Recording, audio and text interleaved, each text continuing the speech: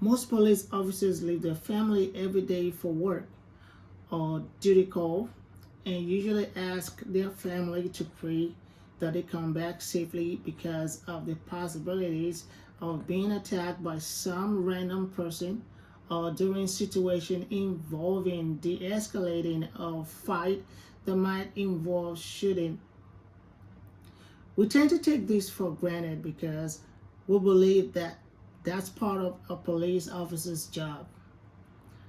But why should parents and their children have to be saying the same prayers for their kids when they are not sending them to a war zone? Parents have no choice but to pray this way because there are rampant mass shootings in the schools nowadays. My name is Oluseyi Ajayi. I would love to share a couple of well thought solutions to the gun crisis in the United States, but due to time constraint, I will be advocating for just three strong ways: universal background check, strictness in gun ownership, amendment of amendment, which I believe could eliminate or at least reduce this gun crisis in the United States. A universal background check should be a very easy thing to do, but for some gun lobbyists who put profits over lives and have user influence in preventing the state and the federal lawmakers from making these laws. I know some people claim that it won't stop some criminals from getting it done, but if we can stop one criminal, then that is a progress in the right direction. Moreover, if states can have laws that require stores to verify IDs of customers before being allowed to buy alcohol or cigarettes, I don't see why guns should be different. In terms of liabilities and responsibilities on gun ownership, Japan is the country that can provide a window into what a successful gun control looks like. BusinessInsider.com on July 8, 2022 showed that how Japan has used a long list of tests that applicants must pass before gaining access to a small pool of guns. Also, according to data from Sydney School of Public Health at the University of Sydney, Japan, a country of 125 million people in the year 2018, only reported 9 deaths from firearms, compared with 39,740 from the same year in the United States.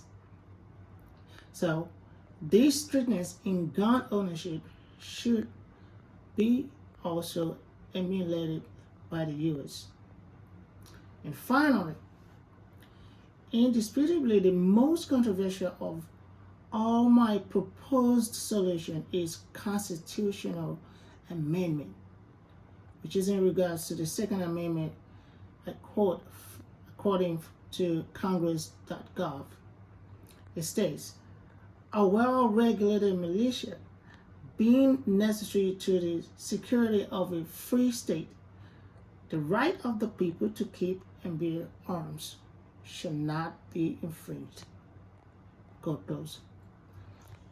Although critics claim this is a constitutional right, then we should learn from Australia firearms buyback law and its effects on gun deaths after the 1996 firearm massacre in Tasmania, Australia.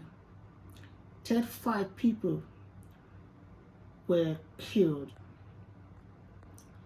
And the right of the people to bear arms was not infringed then afterwards, as a result of this crisis, the Australian government introduced a gun law that got reformed their existing gun laws, and in the eventually, it removes semi-automatic and pump-action shotguns and rifles from civilian possession. Professor S. Chapman from the School of Public Health, University of Sydney, showed in his report that in the 18 years before they got this law reformed, there were 13 mass shootings in Australia, and there were none in the 10 and a half years afterwards. So he concluded that Australia's 1997 guns buyback reform law were followed by more than a decade free of fatal mass shooting, and there were also accelerated declines in firearm deaths. There was 75% decline from 1988 to 2005. Also, the total homicide rates follow the same pattern.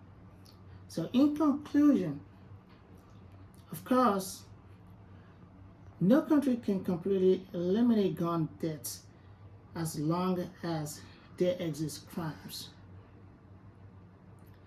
So to recap, if we can follow my 3 proposed solutions, that is strictness in gun ownership, also taking a look at the Second Amendment and making it mandatory for stores and gun ownership, or stores or gun sales, to go through a complete universal background check for their customers. I believe these will reduce gun crisis in the U.S. However, removing some firearms such as AR-15 and other rapid-firing firearms from civilians might sound too extreme for some people, but we need to remember that losing just one life is already too many. So I urge fellow rational, children-loving humans that want their children to be able to go to school and focus solely on studying should also follow Australia's Bible law. So to wrap it up, I believe that the United States can follow suit as its fellow democratic country, Australia. If they do this, I know that definitely and surely there will be no more death. At least we will have some reduction in the frequent killings of innocent children in schools. The United States would not have an excuse not to achieve the same excellent life-saving status as Australia. Thank you.